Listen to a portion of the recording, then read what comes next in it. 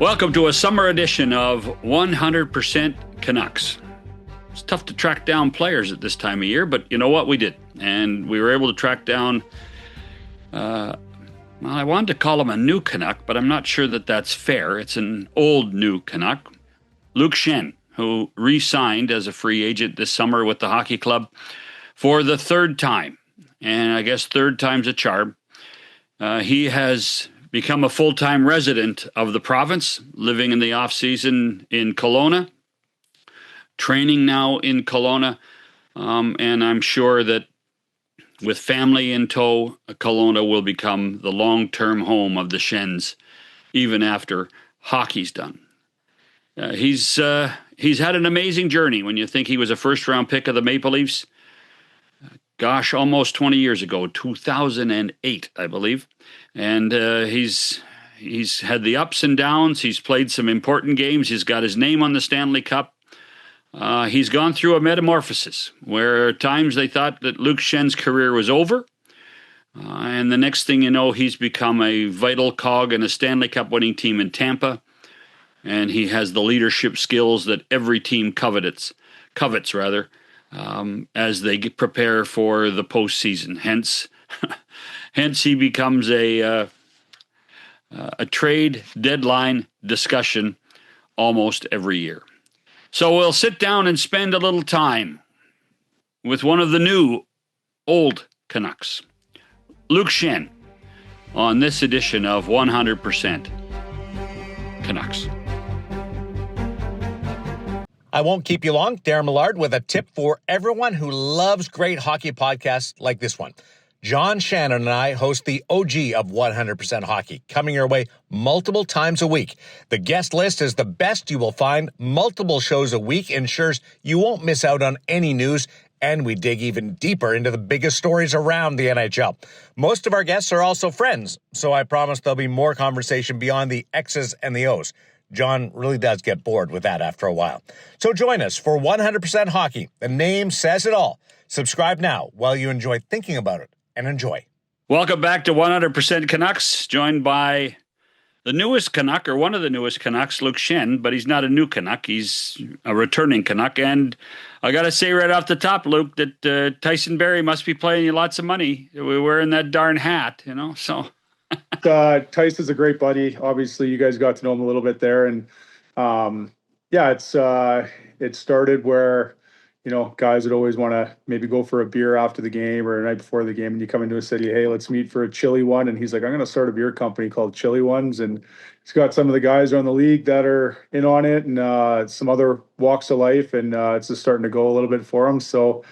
Got to support my boy Tice. Well, just call it free advertising for the day. So there you go. So obviously you spend the off season in Kelowna, which is a great part of the world. We all know that. That's no secret to people in British Columbia. Why'd you come back to Vancouver with the Canucks? I mean, obviously, I spend my off season in Kelowna, and even though I'm from Saskatchewan, I spent majority of my life, or over half my life now, in British Columbia, and I kind of feel, a part of the fabric here in British Columbia now. And the first time I played there, I absolutely loved it. The second time around, I loved it. Didn't necessarily want to get traded, and every time you kind of leave a spot, you probably think it's the end of the road a little bit, but. Back in my mind, I always thought it would be unbelievable to go back one more time. And obviously there's been a ton of turnover. This will be even, third management team in place this time coming back around. And wow.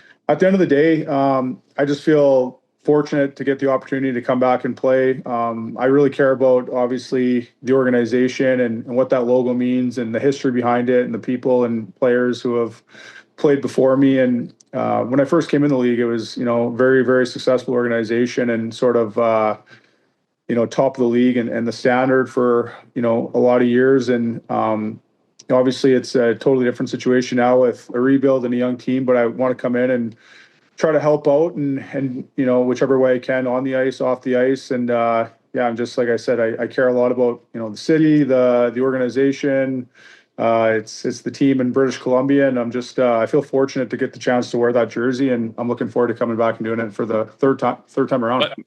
By the way, growing up in the Okanagan, I would swear that half of Saskatchewan lived half their lives in the Okanagan Valley in the summertime anyway. So you might as well just join the club, right? Exactly. Well, yeah, a lot of Saskatchewan, lots of Alberta here. Sure. I played junior here. I've been here since about 2005. Wow. Playing with the the Kelowna Rockets, and spent my summers when I played in Kelowna back in Saskatoon, and then I think my first year after I played with the Leafs in 2008, I spent my summer back in Saskatoon. But kind of as I was doing that, I was kind of filtering back into Kelowna for a week, and then it turned into 2 weeks, and then a few weeks, and then finally just called it home. And it's actually it's awesome. Now my brother Brayden's been out here for probably, I don't know, 12, 14 years himself now in the summertime, maybe longer. And then my sisters are here. My parents come here in the summer. So it's like the families all come this way in the summertime. And everyone from Saskatchewan, like you said, filters their way out here anyways. So it's you see everyone that you kind of want to see for the most part. You mentioned Brayden. Was there ever a thought at some point that you guys could play on the same team? Well, we did in Philadelphia for Right. 3.5 years. Honestly, I mean, it was something that, you dream about playing in the NHL. It's kind of another thought. You don't really necessarily think, well, let's play in the NHL and let's both be on the same team. It wasn't really on our radar. And then, he got drafted to LA, Mm-hmm. and he got traded 2 years later. He was in that Mike Richards trade. Him and Wayne Simmons went to Philly for Richards. And then I was in Toronto at the time. And then fast forward, I think a year after that, I got traded to Philadelphia from Toronto. So, yeah, we got the chance to do that, play together for 3.5 years, which was awesome. You're obviously playing together, which is one thing, but just kind of living and enjoying the lifestyle together, and working towards the same goal and the same team, whether it's the workouts, the practices, and then getting the chance to enjoy the road trips, the dinners on the road, the same group of teammates and buddies and trainers, coaches, everything together. It was really special and something that we're both very grateful for.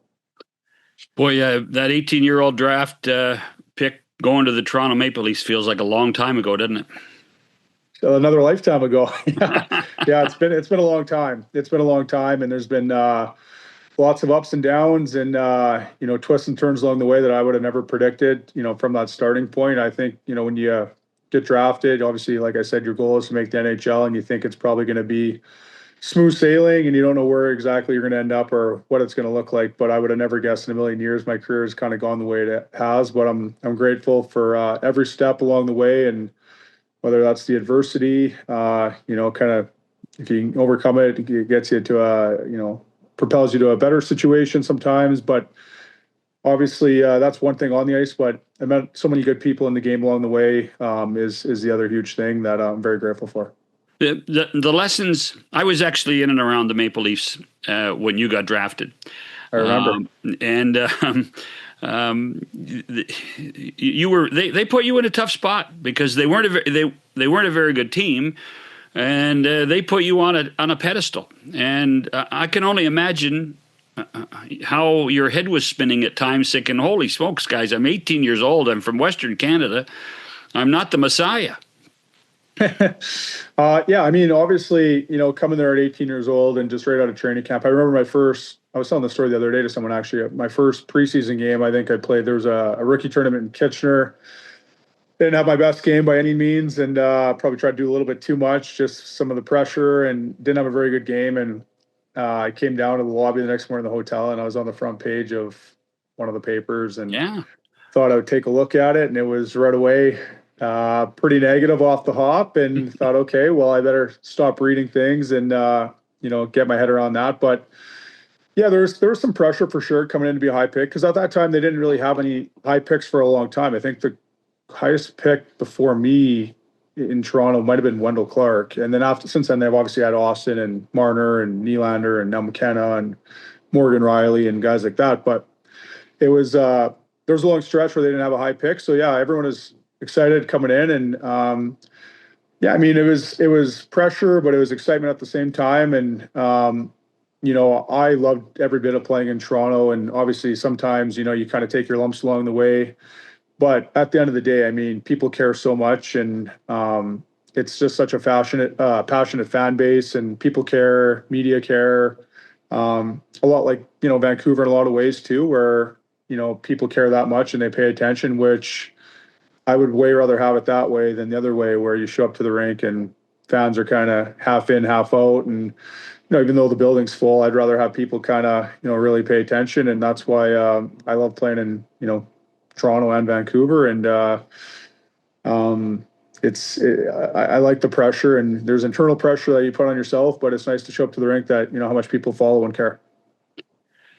So we always talk about players that might be afraid of playing in Canadian cities and playing in the fishbowl of Canada, where you can't go to the grocery store and you can't, when you do go out to a restaurant, privacy is something you may never get.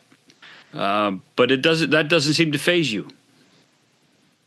I mean, maybe it's because sometimes, of course, you feel the pressure and you're a little bit rattled. I mean, that's part of being human, of course. But maybe it is because, like I said, I came into Toronto as an 18-year-old and thought that was maybe normal and realizing that pressure. And then after that, it kind of just seems like, not that anything's less, but it's just probably toned down a little bit in terms of that as a young guy. But no, to answer your question, like I said, I mean, I've played in, the biggest pressure pack markets in terms of, fan base media coverage. And I've played in Arizona, which, is the total opposite where, the building was half full and there wasn't a lot of coverage and markets in between, obviously playing on a bunch of different organizations. So looking back, I mean, 100% I could say that no question my favorite place to play is in Canada. And I know that's not the same opinion with a lot of guys, around the league, and guys maybe don't like that pressure, or guys want more privacy or whatever. But for me, I'm a Canadian kid, grew up watching, Hockey Night in Canada and all the regional games and the Canucks games on Sportsnet. And when I was playing with the Rockets, and I always just loved, I always dreamed of kind of what it'd be like to put myself in that situation and play in a Canadian market where people care and pay attention. And like I said, it's not always smooth sailing, but I think for the most part, what people do appreciate, as long as you put in a pretty good effort, you're going to make mistakes along the way. There's no question. But as long as you put in a good effort and compete and show up and work, I think that's what people respect. And, it's a great fan base in Vancouver. And like I said, I'm pumped to come there for the third go around. You could have a real job, Luke. You're a hockey player. Come on. Seriously. Yeah, exactly. No, we're pretty fortunate for what we're doing. So it's we're lucky. You talk about the ups and the downs, and I mean, I know you would feel it as much as those of us would see it. And there were times in your career they'd say, "Oh, Luke's done." And then all of a sudden you go and your name's on the Stanley Cup, and then all of a sudden you become a commodity in demand because of the style of play you have, the leadership you bring. So was there a point in this journey and the ups and the downs where you said, where the switch got flicked and you said, okay, I know what my role is now. I know what I'm doing? No, I mean, I don't think it was a switch. I think it was just constant work and at the end of the day, being resilient. And I think I'm a little bit stubborn that way. I don't take no for an answer. Like when you kind of get kicked out a little bit, like, I mean, I think I was 720 something games in, and I never played a game in the minors. And next thing you know, you find yourself in the minors and teams pass you up, and it wasn't because of a bad contract or salary. It was because of, play. How do you fight through that? How do you fight through, I'm in the American League after all that time? I think there's, good question. I mean, there were some dark days, dark moments where you really question it and say, well, am I ever really going to make it back? But then you just keep going. You keep showing up to work every day. And I think you have a great, I've had a great support system from, my wife to, obviously my parents, my brother, my sisters, my wife's family. And, there's been a lot of moves along the way, and people keep supporting you and keep pushing you. And then on top of that, from your personal play standpoint, every time you don't like something, it's like, well, I got to get back in the gym and I got to change this, which is part of it. But also on the ice, I think, to answer your question, like flipping a switch, I don't think it was quite like that. Or everyone said, well, how did you reinvent yourself or whatever? Yeah. I never used that word. I think it's just like evolved. Like the game changed a lot when I first got in the league. From when I first got in the league, like, I got drafted fifth pick, and I never even played power play in junior. I don't think I had 30 points in Kelowna, which if you look at today's world and today's draft, you would never see a defensive physical defenseman go that high. But that's how it was back then based on style of game where, teams valued that. And then the game changed where, obviously the pace of play changed a little bit and the puck movement changed and how you got to make plays more. And at the end of the day, I think that's what the evolving is. You're like, okay, well, I can't just, battle in the D zone and get it and high flip it, which, some coaches told me to do. It was, no, you got to make a play. You got to snap it on the forward's tape. You got to jump in the play a little bit, get up the ice. And on top of, what the roots are being physical and all that sort of stuff for me. But yeah, I think, I've been back to the American League, like Dallas Eakins was huge for me, helped me out in San Diego. And then the biggest change for me was I started working with Adam Oates, and he's been a game changer for me. And then, Really? So that came all together. And then actually, believe it or not, when I was still in the minors, I got traded from San Diego to Utica, and the guy that really, really supported me and helped me and kind of said, stick with it here. I think eventually you'll work your way back was Ryan Johnson when he was managing Utica. And so that's when he first saw me and we first had a relationship and kind of, I think, saw that I, like I said, wasn't taking no for an answer and wanted to grind and work my way back and was doing whatever I could to do that. And saying that, I also trusted him and had some conversations with him too, where he basically told me, like, keep sticking with it and keep buying your time here and it'll work out. So he was a huge part of it as well. I'm going to get to Ryan because obviously he's a huge factor in what this hockey club is doing now.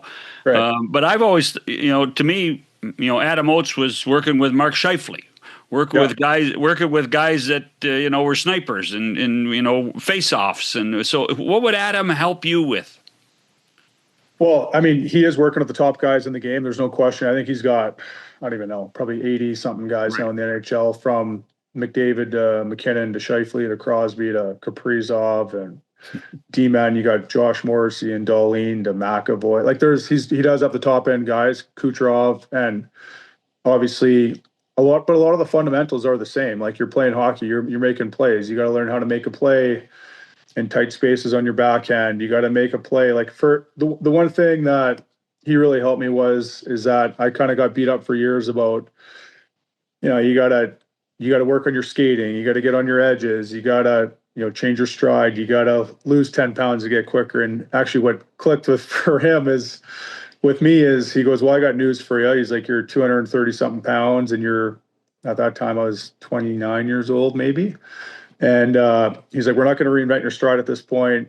You are who you are. You're a big, strong guy. But, like, why don't we get you thinking the game that you're not in a foot race all the time? Because, let's get you thinking of where the play is going to be. Like, you should understand kind of where things are going a little bit more. And it's reads. It's knowing where the puck's going a little bit. And then on top of that, and actually he was in Kelowna a couple weekends ago.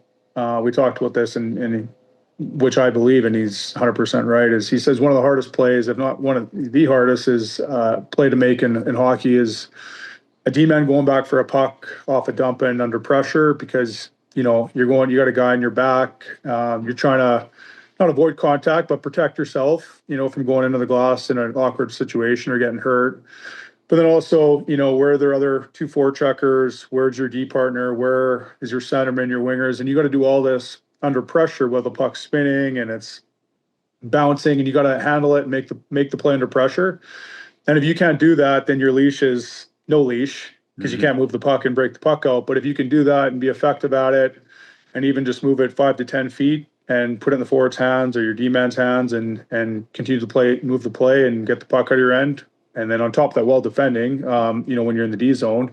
But if you can start getting good at just making those little plays, then all of a sudden your leash will get a little longer and coaches will trust you more and you can get put out there in more situations and more minutes. And so it's at the end of the day, whether you're, a top end offensive guy in the O zone or, a D-man, going back for a puck on the breakout, it's a lot of the same fundamentals. You got to make these little plays all over the ice, and you got to have poise, but also you got to have you got to work on the skill set to be able to make these plays. I mean, guys are pretty good to be on you, and you got to continue to work at it. So I've really enjoyed kind of just continue to be a student of the game, and just I love working at it till this age, till this point in my career, and I don't really care how old I'm getting. I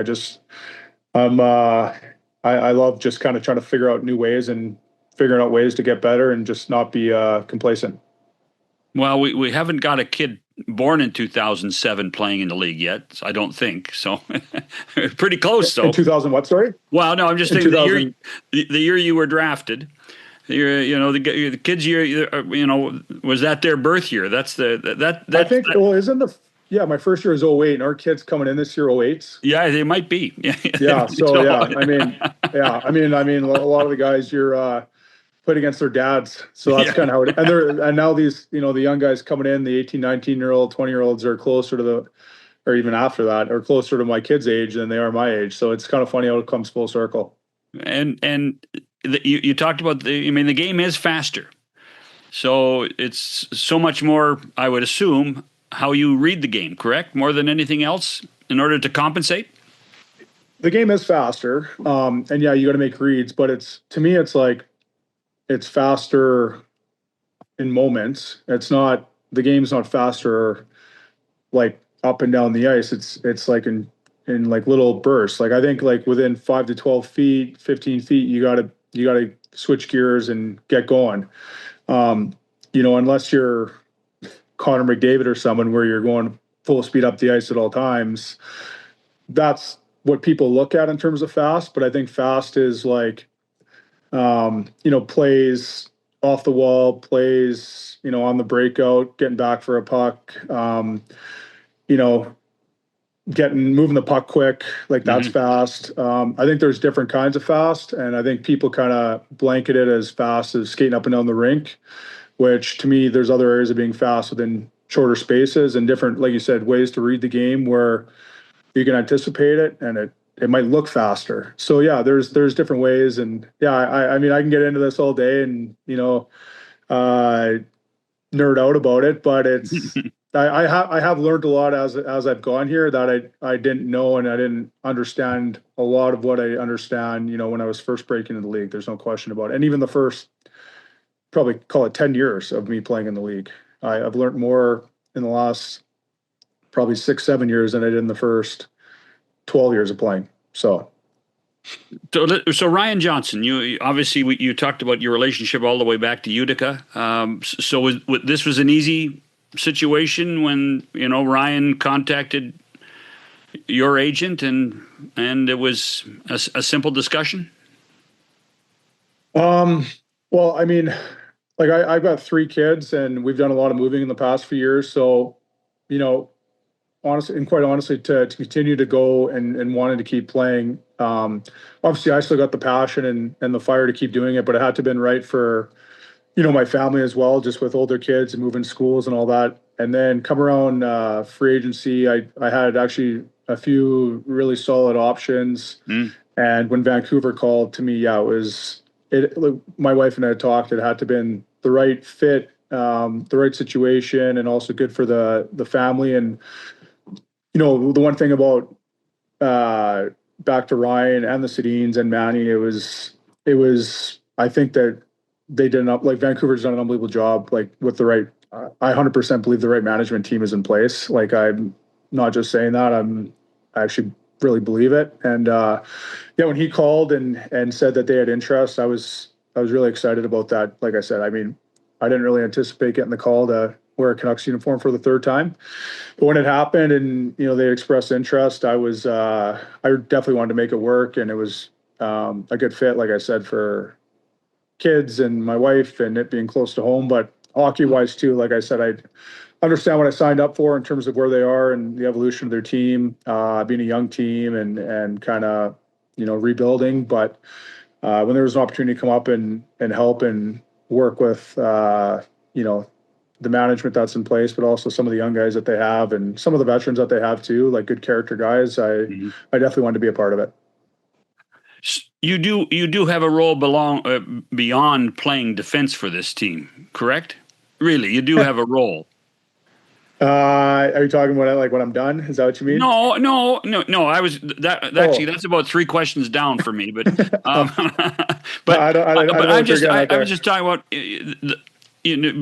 beyond going and putting your skates on the ice and playing the 19 minutes a night or 16 minutes a night. I mean, there's an expectation that you're supposed to be a leader on this club. Yeah, I mean, yeah, I would envision, I would try to, be a voice. I mean, there's some young defensemen. When you talk about William and you talk about Vilander, and there's some young guys that are going to be able to look down the bench and say, "Hey, Luke, what did I do right there? What did I do wrong?" Or you're going to be able to say to them, "Hey, kid, keep your head up." Well, yeah, I mean, and I had veterans that came before me that helped me in that exact situation, and I still remember it to this day. Guys, how helpful they were, and it goes both ways though. Like I don't think I'm like this veteran player that, hey, keep your head up, or hey, let's do this, do that. Like I would also like feedback from them. I can learn from the young guys just as much. Like they've got skill sets that I don't have, and I can learn from. But in saying that, there's no question I go into any, most dressing rooms and I'm not afraid to be vocal and speak up and, have a laugh with the guys and, go for dinner and get to know guys, but also in the intermissions and before games, like I said, speak up. And also too, like being an older guy too, I think like sometimes you feel like a lot of guys feel they're older and they can just, get off the ice and, not have to put in the extra work before or after practice. But, I still feel like it helps me to do the extra work. And if you can grab a couple of young guys to jump in and do some drills that, it doesn't have to be strenuous all the time. Sometimes it's just little details that you've picked up along the way or you've been taught before and you can pass that along. There's no question that I would like to be a mentor if I could and at the same time learn from them. So yeah, I'm excited and I actually that role excites me. One of the issues with this club in the last 18, 19 months has been culture.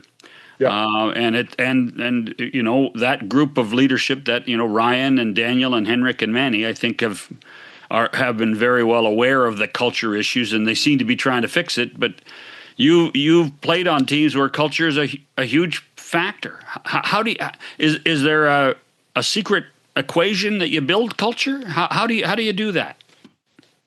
I mean, that's a culture to me is like a broad term. Everyone's like, "Oh, let's change the culture. We need better," but it's like there's a lot that goes into it. It's obviously, you got to make everyone feel welcome, and everyone's you don't have to be best friends, but you have to respect each other, and you earn that respect by putting in the work, in my opinion, and just being a good person and a good human. And on top of that, the work ethic comes off the ice and then it translates to on the ice, the work ethic, but not just working hard, but being detailed and like having execution. I mean, if you can be the greatest guy in the world, but if you don't put in the work off the ice and on the ice, and don't execute in certain plays, I don't think the culture is going to get anywhere. But if you put in the work and you bring a compete and a work ethic and, even if you have the right intent and you don't make the play, then I think you're building in the right direction. But then you start making the plays, all of a sudden the culture gets better, and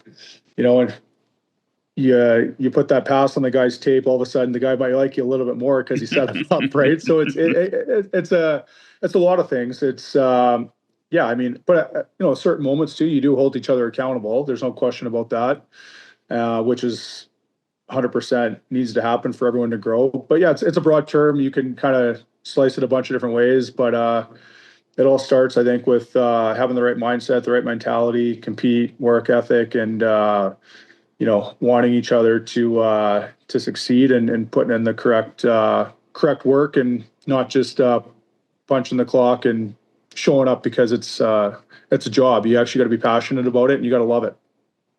Okay, you said you're a hockey nerd. Does that mean you want to be a coach after you retire?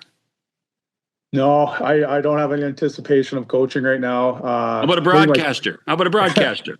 Yeah, no, you know what? I got all the respect for all the coaches and broadcasters and everyone. I don't know. We'll see what happens. I don't really have any plans. You know, obviously I put a lot of thought into, you know, options down the road, but I haven't locked anything in. Like I said, I love the game. I got young boys. I'd like to coach them, and I'd like to stay involved for sure in the NHL, and you know, whether it's an organization. I think it's all about who you work with too. So I don't want to paint myself into some corner. I'm going to do this. I think it depends what the opportunity is for sure. But you never know. I'm very grateful to continue to play. It's been a good run, and you know, see how the body holds up. And if I continue to contribute, I'd like to, you know, keep going on the ice for now. How much are you on the ice these days in Kelowna?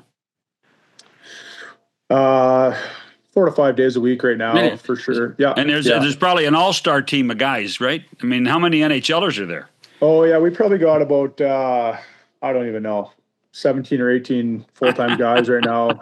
It's weird. I mean, like there was, you know, a lot of guys when I first came in the league that I was skating with, like you know, there's Shea Weber and Carey Price and Scott Hartnell and Getzlaff and Duncan Key, all these guys that were here, Seabrook, and then they all retired. Like it seemed like all at once, like Andrew Ladd, Jordan Tutu, Josh Georges, all these guys. And then it kind of seemed like we had a bit of a lull there in Kelowna where, you know, that we weren't kind of getting that next wave of guys coming in, but then all of a sudden guys have now come in again here, and we have a really good skates here. And yeah, that's the other thing too. I guess changed sort of towards the last back of my career too, where you don't really take as much time off. You just kind of get back on the ice, keep skating throughout the summer. I used to throw the gear on sort of later July, August, and now it's take a couple weeks off and just kind of keep it going and keep working on things. So yeah, just a lot of time on the ice, but like I said, still love it.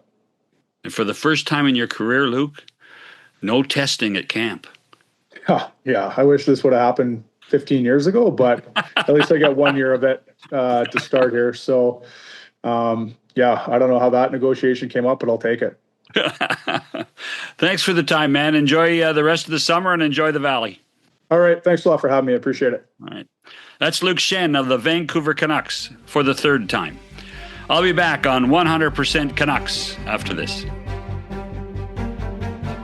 Face Off Inside the NHL returns, taking you deeper behind the scenes than ever before. See it all from the star-studded Four Nations Face Off tournament. Us against the world, boys. To the adrenaline of the Stanley Cup playoffs. I'm scared of you guys. With candid interviews and backstage access, experience the sacrifice, the rivalries, and the determination that define NHL greatness. Just when I thought last year couldn't be topped, here we are. A new season of Face Off Inside the NHL. Watch now only on Prime Video.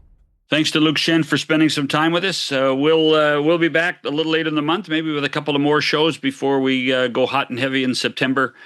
Once again with a couple of shows a week.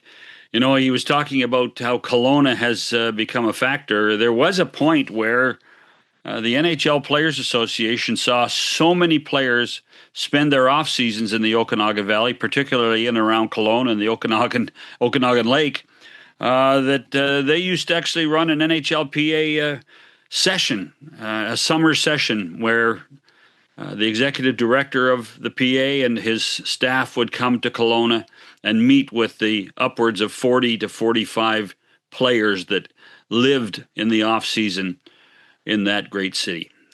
Hopefully you enjoyed this discussion. I'm sure that Luke will be thrilled to go back to Vancouver, as he said, and play for the Canucks with this new management team, with this new coach, and a group of young guys trying to rebuild the franchise again.